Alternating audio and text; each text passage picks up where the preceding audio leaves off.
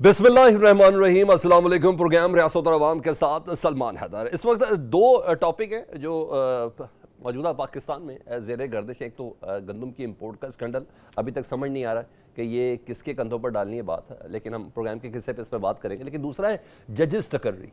जी हाँ, इसके अमल पर आईनी तरमीम का मामला चंद रोज़ से ज़ेर बहस है और हुकूमत की जानिब से इसका बाकायदा इंदिया भी आ गया है। खैर, अफवाहें तो पहले से काफ़ी ज़्यादा सरगर्म थी कि हुकूमत चीफ जस्टिस की मुद्दत मुलाज़मत में तोसी चाहती है, लेकिन अब बिल्ली थैले से बाहर आई है। और उस वक्त आई जब वज़ीर कानून आज़म नज़ीर तारड़ साहब ने इकरार भी नहीं किया और इनकार भी नहीं किया, सुप्रीम जुडिशल काउंसिल के इजलास में इस बात का इंकशाफ किया और अब इस हवाले से पार्लिमानी कमेटी की भी तश्कील नौ कर दी गई है। PTI ने जजेस तकर्री की मुजव्वज़ा आईनी तरमीम को बिल्कुल मुस्तरद कर दिया। लेकिन दिलचस्प बात यह है कि तहरीक इंसाफ अपने दौर हुकूमत में उस वक्त के चीफ जस्टिस आसिफ सईद खोसा साहब को एक्सटेंशन देना चाहती थी, मगर उस वक्त नून लीग उनके हक में नहीं थी। बल्कि मरियम नवाज साहबा ने तो खुद भी कहा था कि PTI जस्टिस खोसा को एक्सटेंशन चाहती है और इस हवाले से जस्टिस खोसा साहब ने जेल में नवाज शरीफ को पैगाम भी भेजा था, लेकिन मियाँ साहब ने सिर्फ मुस्तरद किया था। यानी तय ये हुआ कि माजी में नून लीग जिस अमल की मुखालिफ थी अब वही करने भी जा रही है। कल पीपल्स पार्टी के हसन मुस्तफा साहब ने भी कहा कि किसी शख्सियत के मफाद में आईनी तरमीम में पीपल्स पार्टी को किरदार अदा नहीं करना चाहिए। बहरहाल इस वक्त ऑन ग्राउंड चीफ जस्टिस की तकर्री के हवाले से दो तजावीज़ ज़ेर बहस है, जिससे मुतल्लिक़ ये इत्तलात है कि हुकूमत इस पर काम भी कर रही है और वज़ीर कानून इस सिलसिले में बाकायदा तौर पर कुछ पेशरफ्त भी दिखा रहे हैं। सुप्रीम कोर्ट के तमाम जजेस की उम्र 65 से 68 साल कर दी जाए। दूसरी तजवीज़ ये है कि चीफ जस्टिस का टर्म 3 साल के लिए फिक्स कर दिया जाए, 1 बाय 1 चले। हुकूमत अगर मुमकिन तरमीम करती है तो इसके असरात क्या होंगे आपके सामने रख देते हैं। अगर तमाम जजेस की उम्र मुलाजमत की हद 65 से 68 साल करने का फैसला होता है तो सुप्रीम कोर्ट के जजेस की सिलसिलावार तरक्की पर कोई फर्क नहीं पड़ेगा। मौजूदा चीफ जस्टिस पाकिस्तान जो 26 अक्टूबर को रिटायर हो रहे हैं, उनकी मुद्दत मुलाजमत में 2 साल का मजीद इजाफा हो जाएगा और अगर तरमीम हुई तो काजी फाइज साहब अक्टूबर 2026 में रिटायर होंगे। वैसे उन्हें अक्टूबर 2024 में रिटायर होना है। काजी फाइज के बाद जस्टिस मंसूर अली शाह अक्टूबर 2029 तक 3 साल के लिए चीफ जस्टिस बनेंगे और फिर अक्टूबर 2029 से अक्टूबर 2032 तक justice Munib Akhtar chief justice Pakistan रहेंगे। लेकिन मुमकिन आईनी तरमीम के बाद जस्टिस मंसूर अली शाह को चीफ जस्टिस बनने के लिए 3 साल मजीद इंतजार करना पड़ेगा और अगर हुकूमत चीफ जस्टिस के ओहदे की मियाद 3 साल करती है तो बाज़ जजेस चीफ जस्टिस बनने से पहले ही रिटायर हो जाएंगे, जिसमें जस्टिस मुनीब अख्तर साहब सरे फहरिस्त है। क्योंकि अगर यह तरमीम हुई तो चीफ जस्टिस काजी फाइज ईसा 2024 की बजाय 2026 में रिटायर होंगे और इस तरह जस्टिस मंसूर अली शाह 2029 तक चीफ जस्टिस बन जाएंगे। वैसे तो जस्टिस मंसूर की रिटायरमेंट की जो उम्र है ना, वो नवंबर 2027 है, लेकिन 3 साल की मुद्दत फिक्स हो गई तो फिर वो 2029 तक खिदमात जारी रख सकेंगे। इस मुमकिन तरमीम का सबसे बड़ा नुकसान जस्टिस मुनीब अख्तर साहब को हो सकता है। जस्टिस मुनीब को नवंबर 2027 में चीफ जस्टिस बनना ही बनना है अगर किसी किस्म की कोई तरमीम ना हो तो, और तरमीम की सूरत में जस्टिस मुनीब का चीफ जस्टिस बनने का इम्कान खत्म हो जाएगा क्योंकि जस्टिस मुनीब अख्तर दिसंबर 2028 को ही रिटायर हो जाएंगे। जजेस की तकर्री पर तरमीम लाने का असल मकसद क्या है, ये हमने बात करनी है। मेहमानों से आपका तारुफ कराएं पहले हिस्से में इस पर और उसके बाद गंदम की इंपोर्ट पर बात होगी। तो सेनेटर हुमायूं महमूद साहब तहरीक इंसाफ से इनका ताल्लुक, अली गौहर बलोच साहब नून लीग से इनका ताल्लुक और हसन मुर्तज़ा साहब जी हाँ, मैंने पूछना है उनकी ज़ाती राय है कि पीपल्स पार्टी के, लेकिन मशवरा तो उन्होंने यही दिया कि पीपल्स पार्टी किसी किस्म की तरमीम के अंदर नहीं जाना चाहिए जिसमें जजेस की एक्सटेंशन शामिल हो। तो सबसे पहले हसन भाई आप ही से गुफ्तगू का आगाज़ कर लेते हैं। हसन मुर्तज़ा साहब ये बताएं, पीपल्स पार्टी को चीफ जस्टिस की मुद्दत मुलाजमत के लिए आईनी तरमीम की हिमायत नहीं करनी चाहिए, यह आपका मशवरा है, पार्टी तक पहुंच गया? देखिए, अभी इस पे कोई मशावरत ही नहीं हुई, अभी ये सारी चीजें कबल अज वक्त है, तो मेरा नहीं ख्याल कि इन पे टॉक शोज होने चाहिए। अभी तक तो ये चीजें ज़ेरे बहस भी नहीं आई। ठीक है, बात जी हाँ, तो ये एक पार्टी की ख्वाहिश है। पीपल्स पार्टी मैं नहीं समझता कि वो किसी भी ऐसी आईनी तरमीम का हिस्सा बने जिससे कोई किसी शख्सियत को या किसी ज़ात को फायदा पहुंचता हो। अगर कोई अवामी मफाद का फैसला होगा तो पीपल्स पार्टी यकीनन उसका हिस्सा बनेगी। पाकिस्तान पीपल्स पार्टी ऐसी किसी चीज का हिस्सा नहीं है। अच्छा ठीक है, वैसे हमने ये बात इसको प्रोग्राम का हिस्सा इसलिए बनाया क्योंकि वज़ीर कानून साहब खुद आके कह चुके हैं कि मैं इससे इनकारी भी नहीं हूँ। हाँ, ये बात ज़रूर चल रही है लेकिन अभी तक कोई ऐसी सॉलिड चीज़ सामने नहीं आई। تو یہ خبر تو خیر بہت عرصے سے ہے کہ حکومت یہ ججز کی عمر اور ملازمت جو ہے 65 سال سے 68 سال کرنا چاہتی ہے. تو آپ کو لگتا ہے کہ پیپلز پارٹی کی کوئی خاموش نوڈنگ ہے یا انڈرسٹینڈنگ کی انتہا ہو چکی کہ وزیر قانون یہ موو کرنا چاہ رہے ہیں یا حکومت یہ موو کرے گی؟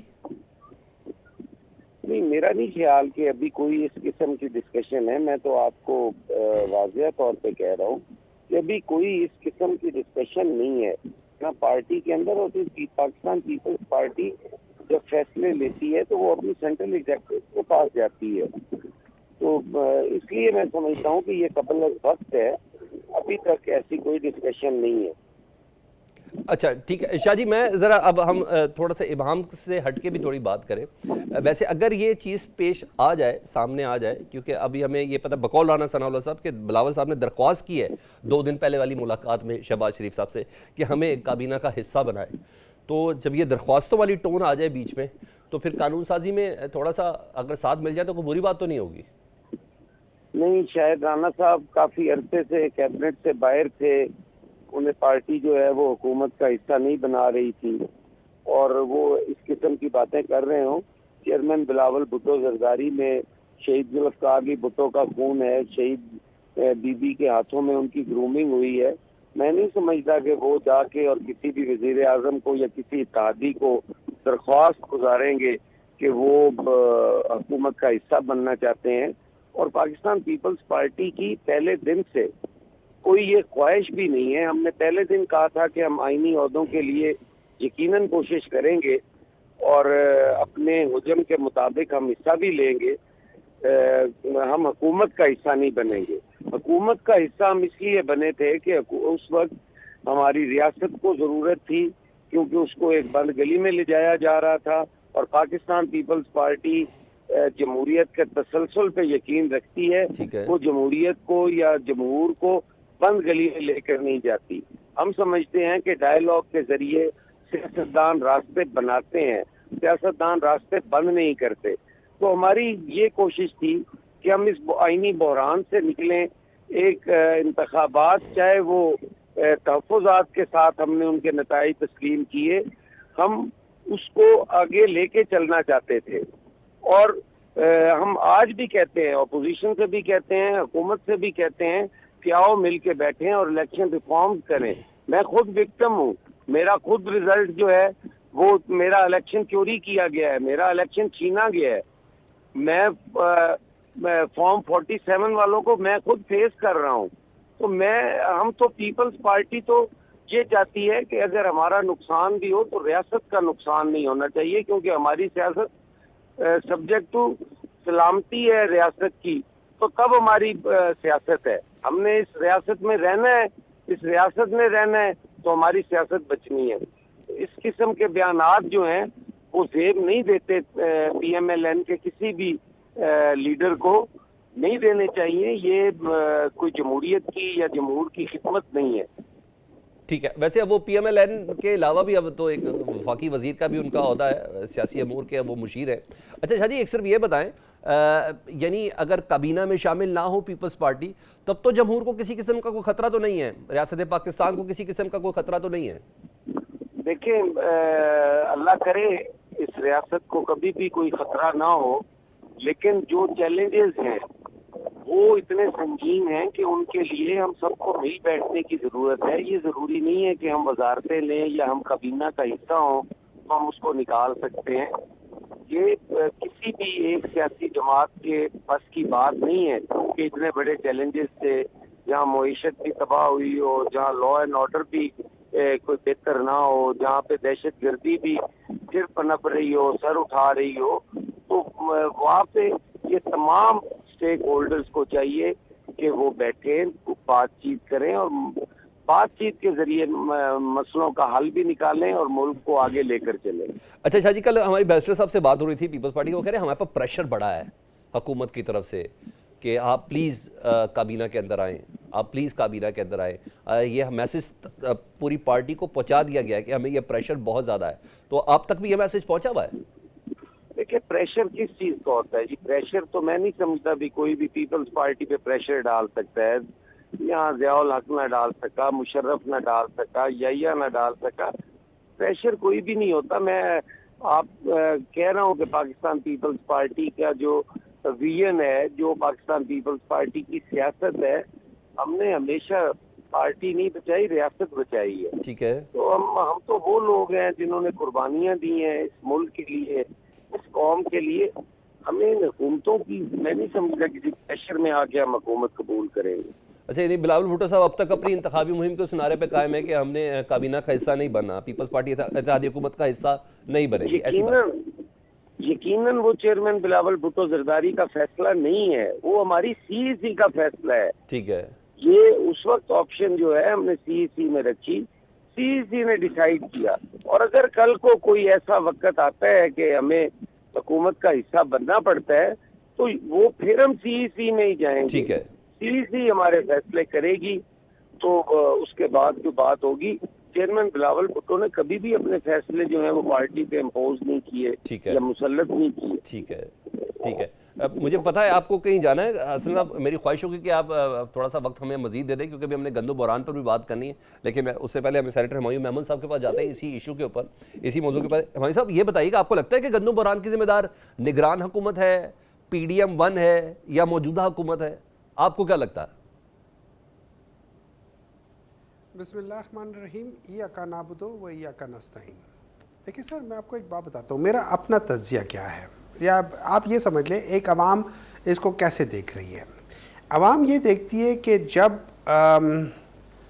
آپ کنسپریسی کر لیں, بدنیتی کر لیں, جو مرضی کر لیں, ایک ایسی حکومت کو کہ جس کے سارے پیرامیٹرز اچھی طرف جا رہے تھے, اس حکومت کو بعض لوگوں نے مل کے کس وجہ سے ہٹائے, اس میں مختلف رائے آ رہی ہیں, ان کے اپنی اندر سے آ رہی ہے. کوئی کہتا ہے کہ جنرل باجوہ نے ہم سے 2019 میں باتیں شروع کر دی ہے, کوئی کہتا ہے کہ انہوں نے ہم سب کو بلا کے یہ باتیں کی ہیں, کوئی کچھ کرتا ہے, اور اس کے اوپر ابھی لوگ کوئی قسمیں کھا رہا ہے, کوئی قرآن پہ ہاتھ رکھ رہا ہے, اور اس کے باوجود عوام ان کے اوپر یقین نہیں رکھ رہی, کیونکہ مختلف طریقوں سے پتہ چل جاتا ہے کہ کون سچ ہے جھوٹا ہے. اب اس کے بعد اگر ہم دیکھیں تو آپ کو پتہ چل جاتا ہے کہ کیا یہ ایک ہی حکومت ہے, یا اس کے پیچھے ایک ہی سوچ ہے, یا اس کے پیچھے ایک ہی طاقت ہے. وہ پتہ چل جاتا ہے آپ کے تسلسل سے کہ آپ کی اکنامک پالیسی کیا تھی, یا آپ کی جو مینیجنگ پالیسی تھی وہ کیا تھی. جب بھی یاد رکھیں, جب بھی بزنس کے لحاظ سے دیکھیں, جب ہم کسی بڑی کمپنی کی مینجمنٹ چینج کرتے تو ان کی بیسک چینجز آتی ہیں, اس میں ان کی اس چینجز کی وجہ سے پتہ چلتا ہے کہ انتظامیہ بدل گئی ہے. اب ہم جب PDM دیکھیں, جب پاکستان تحریک انصاف PMLN کے بعد آئی تھی تو ساری سوچ بدل گئی تھی, ڈیسیجنز بدل گئے تھے, اس کے آؤٹ کم شروع میں خراب تھے, بعد میں ٹھیک ہونے شروع ہو گئے تھے. جب پاکستان تحریک انصاف کی گورنمنٹ کو ناجائز طریقے سے ہٹایا گیا, مطلب اس لحاظ سے ہٹایا گیا ایک غلط طریقے سے, تو جب وہ اس کے بعد جو آئے ڈیسیجن ہے انہوں نے ان سب چیزوں کو ریورس کیا. انہوں نے یعنی آپ کہتے ہیں کہ حکومت کی کنٹینیوٹی ہوتی ہے, اسی طرح اداروں کی سینکٹیٹی ہوتی ہے. خیر, میں نے اس موضوع پر پورے اس گندم بحران پر سب چیزیں ہوتی ہیں نا, بات کرنی ہے آپ سے. اب میں بتا دیتا ہوں, آپ نے اس پوائنٹ پہ آ جاؤں سر, میں نے اس پہ مزید بات کرنی ہے آپ سے, میں نے اس پہ بڑی ڈیٹیل میں آپ سے بات کرنی ہے پروگرام کے دوسرے حصے میں. لیکن میں ذرا یہ جوڈیشری والا معاملہ, یہ قانون سازی پہ آنا چاہ رہا ہوں تاکہ میں اس پہ ذرا مکمل طور پہ بات آپ سے کر سکوں. تحریک انصاف جوڈیشل ریفارمز کے حق میں ہے, اس میں تو کوئی شک نہیں ہے, اور ماضی میں آپ چاہتے بھی تھے, لیکن نون لیگ مخالفت کر رہی تھی. اب نون لیگ چاہ رہی ہے, آپ مخالفت کر رہے ہیں, اس کی وہ خاص پرٹیکولر وجہ ہے سر؟ دیکھیں, اس میں یہ ہو جاتا ہے کہ دو تین چیزیں ہیں. اگر فرض کریں پاکستان تحریک انصاف اس وقت کوئی ڈیسیجن لے رہی تھی جس میں کسی ایک جج کے لحاظ سے کوئی ایسا اس کو فائدے کے لحاظ سے تھا, تو شاید وہ اس وقت بھی ٹھیک نہیں کر رہی تھی. بات یہ نہیں ہے کہ پاکستان تحریک انصاف کیا کر رہی تھی, PMLN کیا کر رہی ہے, فلانا ہے.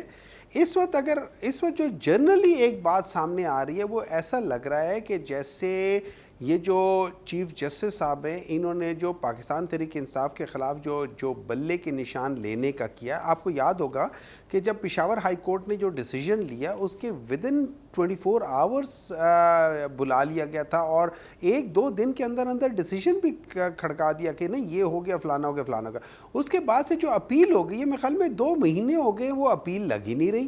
अच्छा, उसके बाद ये चीफ जस्टिस साहब हमेशा कहा करते थे कि जो सीनियर मोस्ट जजेस होते हैं उनका होना चाहिए पैनल में और जल्दी लगना चाहिए। फिर ये कहते थे कि जी जजेस को तनख्वाह मिलती है 6 दिन काम करने की।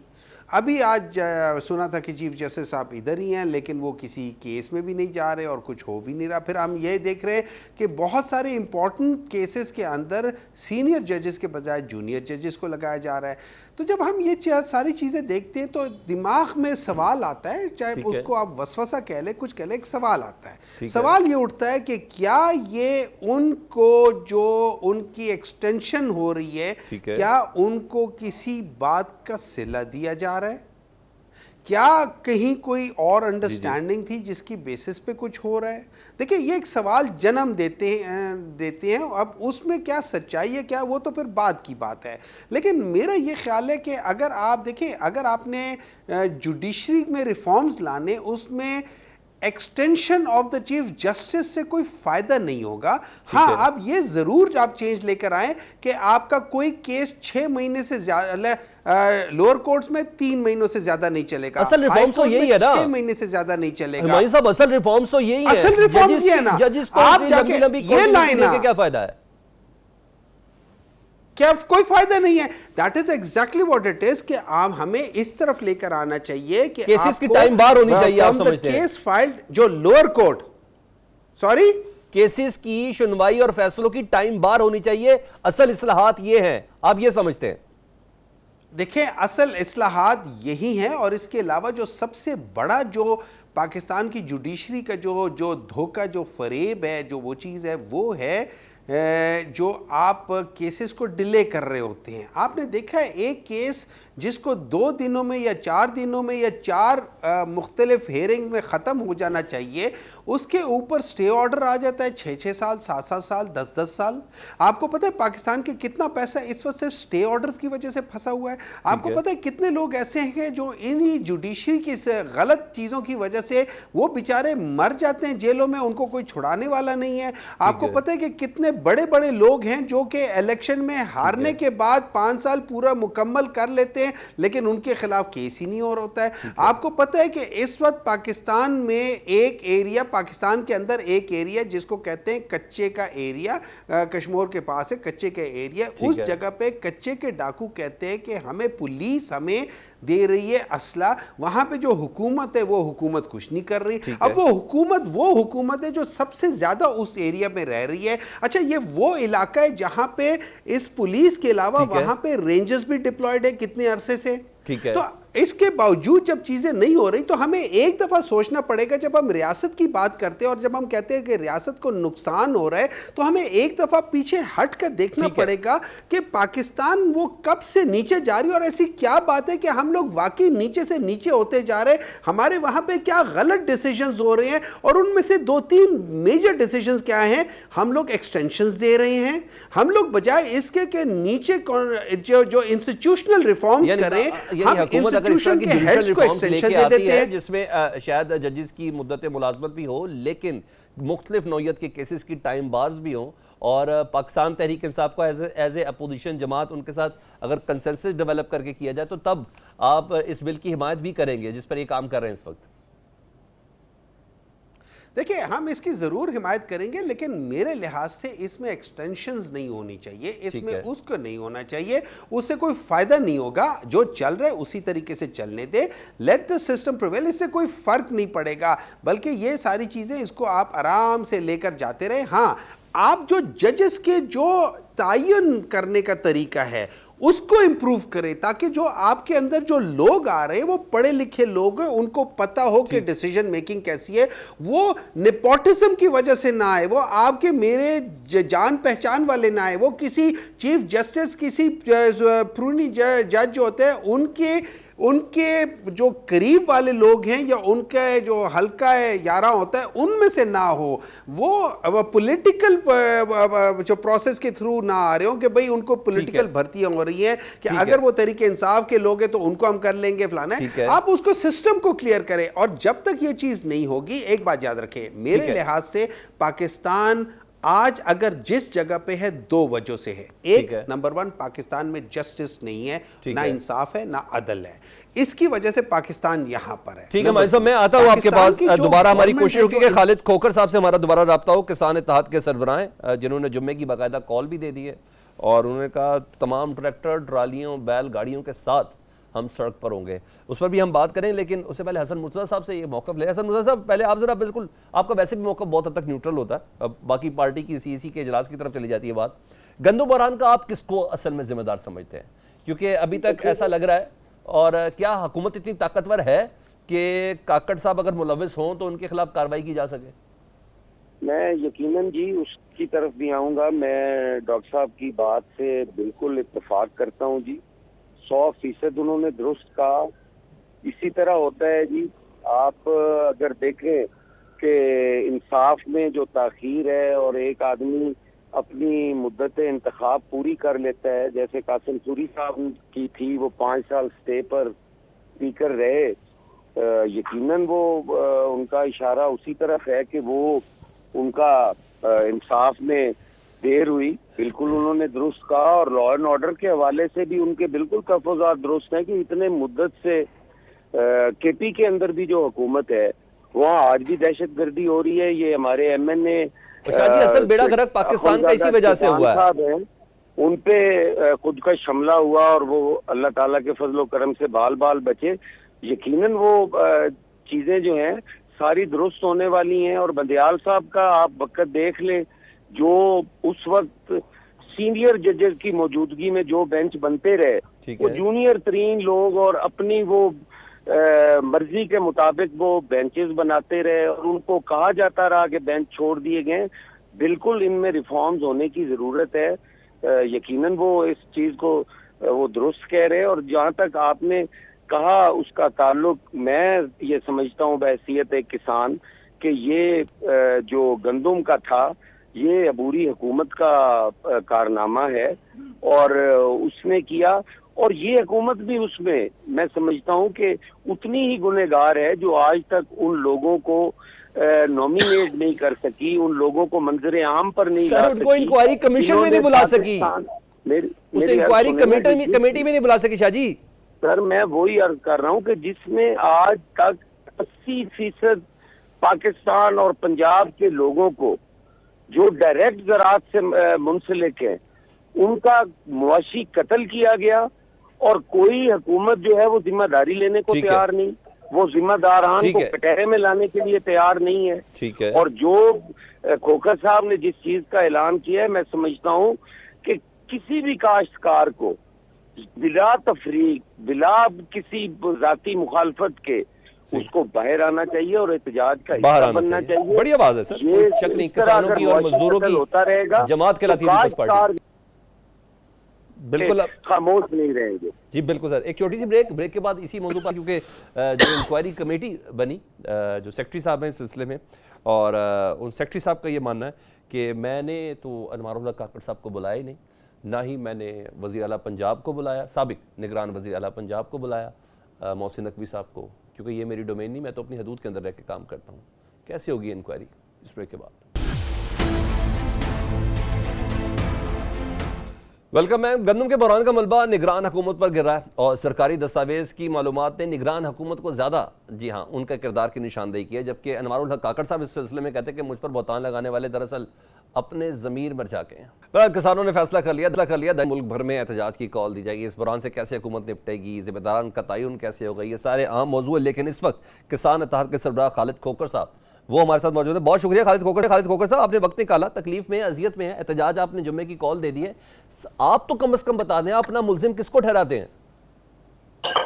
लेकिन जी बहुत शुक्रिया जी, इसमें कोई शक नहीं है कि ये निगरान हुकूमत के वक्त में हुआ है सारा कुछ। उसमें 2-3 चीजें बड़ी इंपॉर्टेंट है कि एक तो हमारे पास सफिशिएंट स्टॉक मौजूद था। 1 अप्रैल 2024 की जो नेशनल फूड सिक्योरिटी की रिपोर्ट है उसके मुताबिक कुछ 44 लाख टन गंदम मौजूद है गवर्नमेंट के अपने ज़खायत में। दूसरा यह है कि उस वक्त की समरी में इसको कैप ना करना कि कितनी हद बार से मंगवाई जा सकती है, उसकी हद मुकर्रर न करना, ये बहुत ही बदनीति पे फैसला था। ये दोनों चीज़ें, और 31 मार्च की डेट देना کہ 31 मार्च तक इंपोर्ट कर सकते हैं। ये 2-3 चीजें बहुत ही बदनीति पे मबनी है ये पैसा कमाने के लिए। मुझे एक चीज बताएं, मैं एक चीज कि सारे लोग हुकूमत में बैठे थे, फैक्ट्री में बैठे थे सारे, जब बाहर से 24-25 में गंदम आ रही थी, इसमें कोई शक नहीं है, क्या उसका आम आदमी को उस वक्त 4-5 माह में कोई फायदा हुआ? अगर आम लोगों को तो फायदा अब हो रहा है ना, जब काश्तकार की सस्ती तब आटा सस्ता हुआ है जी, काश्तकार 28-29 में बेच रहा है। क्या उस गंदम आने से आम आदमी पे इतनी बड़ी करप्शन की गई, इतने पैसे कमाए गए? लेकिन जो अपने गंदम नहीं सेल की उस वक्त, और उसके में ये हुआ कि जो अपने पास गंदम पड़ी थी उसका रेट था, रिलीज रेट 3900 था फ्लोर मिलों के लिए, उसको 4700 किया गया, सिर्फ इसीलिए जो बाहर से गंदम आ रही है वो सेल हो सके। देखे ना, मैं एक काश्तकार हूँ और काश्तकार के साथ जो अब हो रहा है, आज तो काश्तकारों ने जश्न मनाते हैं कि माशाल्लाह बहुत अच्छी पैदावार है, ठीक है, लेकिन उनके घरों में सो गए, हुकूमत खरीद नहीं कर रही। हुकूमत ने इस कमिटमेंट के साथ हमसे काश्त करवाई थी कि हम खरीदेंगे, ठीक है, और हुकूमत जब खरीद में आती है तो एक सेकंड बैर के तौर पे रेट मार्केट में रेट फिक्स हो हुकूमत जाता कह रही है है। आपकी गंदम गीली है, बिलाल यासीन कह रहे हैं कि अभी गंदम के खुश्क होने में वक्त लगेगा। मेरी बात सुने, बिलाल यासीन साहब को गंदम का पता नहीं है, वो काश्त नहीं करते, मैं काश्तकार हूँ। ठीक है, और बिलाल यासीन साहब को एक चीज कहें, उन्हें कहें कि वफाक वाले जो वफाक खरीद कर रही है वो नमी में नहीं है, एक ही जिले में अफज के मेरा जिला खाने वाला है, तो मिनिस्टर तो पासों के पास है, वो खरीद कर रहे हैं, खरीद कर रहे हैं, ठीक है, 3 तहसीलों में नमी है और एक जो पासों के पास है उसमें नमी नहीं है, यानी कि पंजाब की 13 तहसीलों में जो पासों के पास नमी नहीं है, ठीक है, बाकी जो 100 तहसील उनमें नमी है। ठीक ये है, तो बात करने वाली नहीं है ना, ये इस तरह तो बात नहीं होती ना जिस तरह हम बात कर रहे हैं। मैं एक प्रैक्टिकल आदमी हूँ, मेरे साथ तो ऐसी बात ना करे, मैं तो कहता हूँ यानी निगरान हुकूमत के गलत फैसलों को भी ये हुकूमत भुगतेगी, आप लोगों को भी अकोमोडेट करना है, तो ये क्या आप समझते हैं कि ये मुमकिन होगा, इतना आसान होगा? ऊपर से जुम्मे की आपने एहतजाज की कॉल दे दी है। मैं आपको आज करूँ, हमें अकोमोडेट करना को बड़ा मसला नहीं, हमें अकोमोडेट नहीं करना, इस मुल्क की फूड सिक्योरिटी को अकोमोडेट करना, मैं वाज़ेह बता दूं सर। ठीक है, अगर हमें अकोमोडेट नहीं किया जाता तो काश्तकार के पास पैसे नहीं होंगे, अगली फसल पे वो इन्वेस्टमेंट नहीं कर सकेगा। ठीक है, और गंदम के बाद 2 मेजर फसलें आपकी कपास और चावल, ठीक है, अगर उस पर इन्वेस्टमेंट काश्तकार नहीं करेगा तो आपकी दोनों फसलें पिछड़ जाएंगी, और जब अगला साल आएगा काश्तकार डरा हुआ होगा, अगर वो गंदम में काश्त में 15-20% कमी लाएगा। ठीक है, और ये तो पहली दफा हुआ है ना कि इंटरनेशनल रेट हमसे बहुत कम हो गया, वरना हमेशा इंटरनेशनल रेट ज्यादा होता है, इसीलिए यहाँ से गंदम समग्र होती थी ठीक है, हर वक्त बाद। देखे ना काश्तकार के साथ क्या होता है, 2 साल पहले आपने यही गंदम 2200 रुपए बन बेची और कंज्यूमर ने 6000 रुपए बन खरीदी। ठीक है, मैं तो अच्छा, क्या हुकूमत आप कर सकती है, हमसे सस्ती गंदम ले ली गई है सारी, क्या पूरे साल के लिए रोटी का रेट 8-10 रुपए फिक्स करे ना, पता चल जाएगा।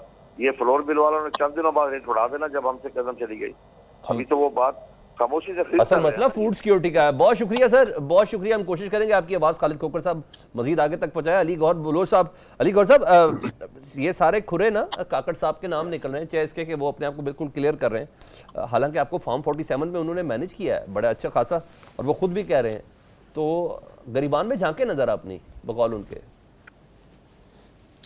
बिस्मिल्लाहिर्रहमानिर्रहीम।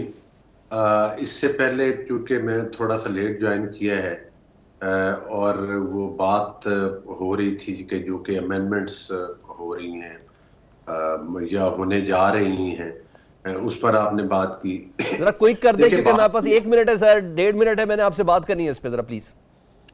हाँ जी, देखिए मैं ये गुजारिश कर रहा हूँ कि जितनी भी अमेंडमेंट्स हैं वो जब भी हों हमेशा गुंजाइश रहती है बेहतरी की, और ये कहना कि पार्लिमान को इस काम से रोक दिया जाए, पार्लिमान का काम ही कानून साजी करना है। और अल्हम्दुलिल्लाह जो प्रैक्टिस एंड प्रोसीजर बिल था वो भी उस वक्त हमारी इत्तेहादी हुकूमत थी, और जिसको मैं समझता हूँ कि हमारे पाकिस्तान की वकला की नुमाइंदगी की भी हमायत हासिल थी। और अब भी अगर कोई अमेंडमेंट्स आती हैं, एक तो पहली बात है कि जब तक तजावीज सामने नहीं आती तब तक उस पर बात करना मुनासिब नहीं है। ठीक है, यानी पार्लियामेंट का हक है, आप ये कह रहे हैं, मैं समझ आ गई। अब जरा प्लीज जरा गंदम बुरहान पे थोड़ा रिस्पॉन्ड कर दें। देखिए गंदम, इसमें तो कोई दूसरी राय नहीं है, मैं खुद जिम्मेदार हूँ, और इसमें तो कोई दूसरी राय नहीं है कि किसान को की गंदम जो है वो खरीदी जानी चाहिए। लेकिन जाहिर है कि इशू ये बना है कि इस वक्त हमारे पास ऑलरेडी जो गंदम है वो सरप्लस है, और अगर हम चूंकि 18वीं तरमीम के बाद हर सूबे में फूड डिपार्टमेंट है और हर सूबा खुद अपनी खरीदारी करता है और मरकज भी पास्को के जरिए करता है, تو ظاہر ہے کہ اگر اس بات کا صرف یہ جواب دینا کافی نہیں ہے، چونکہ فوڈ اینڈ سیکورٹی کی جو منسٹری ہے اس وقت اس نے یہ ساری جو ہے امپورٹ کی گندم، تو یہ کہنا کہ اگر اس میں کرپشن شامل نہیں تھی تو کم از کم میں سمجھتا ہوں کہ ایک نیگلیجنس تو شامل تھی، اور مطلب ہے کہ وہ پلاننگ کا فقدان تھا۔ سر جو سیکیورٹی کمیٹی آپ نے بنائی نا، اس کا سربراہ کہتا ہے میں نوار اللہ کاکڑ کو بلا ہی نہیں سکتا، میں نے کال ہی نہیں کی۔ نہیں، بات یہ نہیں ہے، بات یہ نہیں ہے۔ دیکھیں پرائم منسٹر کے اندر بے شمار منسٹریز آتی ہیں، یہ فوڈ اینڈ سیکورٹی ہے، اس میں مختلف وزراء ہیں۔ سب سے پہلے فوڈ اینڈ سیکورٹی کے وزراء کو بلایا جائے، دیگر وزراء کو بلایا جائے جو اس وقت تھے، ان کے سیکرٹریز کو بلایا جائے، اس کے بعد ضرورت پڑے تو کاکڑ صاحب کو بھی بلا لیں۔ لیکن میں سمجھتا ہوں کہ یہ نگران حکومت کی نیگلیجنس ضرور شامل تھی۔ ہاں، اس کو ہر چیز کو کرپشن کے ساتھ نتھی کرنا وہ مناسب نہیں ہے جب تک کہ اس کا باقاعدہ طور پہ پتہ نہ چلے۔ ٹھیک ہے، سمجھ گیا۔ لیکن اس میں کم از کم ان کی نیگلیجنس تھی۔ اور دوسری میں یہ گزارش کروں گا کہ موجودہ حکومت بھی نہ صرف گندم پر، دیگر شعبہ جات میں بھی کسانوں کو بہت بڑی مراحت دینے کی طرف جا رہے ہیں، اور ہماری تجاویز زیر غور ہیں۔ خالد کھوکھر صاحب کو کنونس کریں نا سر اس سلسلے میں، جو زیر غور ہے، ابھی وقت نہ گزر جائے، گندم کا معاملہ آگے نہ بڑھ جائے۔ میں آتا ہوں ہمایوں ممبر صاحب، آپ بتائیے۔ گندم پر بھی انشاءاللہ تعالی ہماری حکومت اس کے اوپر پلاننگ کر رہی ہے، ٹھیک ہے، اور اس پر بھی بالکل کسان کی گندم خریدی جانی چاہیے، اور اس پر انشاءاللہ ٹھیک ہے ہی خریداری شروع۔ ہمایوں صاحب مجھے کوئک رسپانس کر دیں، میں نے آپ سے پوچھا ہے 9 مئی کو 1 سال ہونے والا، پارٹی ٹوٹی، گرفتاریاں ہوئی، اسٹیبلشمنٹ کوئی نرمی اختیار کرے گی؟ امید ہے آپ کو کوئی مشکلات آسان ہوں گی؟ کوئی آنسر کر دیں، میں پھر کلوزنگ کر دوں۔ دیکھیں آپ کو کس نے کہا کہ پارٹی تتر بتر ہوگی؟ میں تو سمجھ پارٹی ہے، آپ کو کس نے کہا کہ پارٹی میں چھوٹی ہو گئی ہے؟ پارٹی تو بہت بڑی ہو گئی ہے، اتنی بڑی پارٹی ہو گئی ہے، عوام نے پورا باہر نکل کے پاکستان تحریک انصاف کا موقف کو لے کر انہوں نے پی ٹی آئی سمجھتی ہے پارٹی ٹوٹی نہیں بلکہ ہوئی، اور 8 فروری کے انتخابات میں عوام نے باہر نکل کر یہ بتایا ہے کہ پی ٹی آئی مضبوط ہوئی ہے، پہلے سے زیادہ نکھر کر سامنے آئی ہے۔ یہ کہنا تھا سینیٹر ہمایوں محمد صاحب۔ معذرت چاہتا ہوں بھائی، میں اس طرح دامن وقت میں گنجائش نہیں تھی۔ آپ کا بہت شکریہ، علی گوہر بلوچ صاحب آپ کا بہت شکریہ، حسن مرتضیٰ ہمارے ساتھ موجود تھے، خالد کھوکھر صاحب موجود تھے، آپ سب کا بہت شکریہ۔ پروگرام سے اجازت دیجیے، اللہ حافظ۔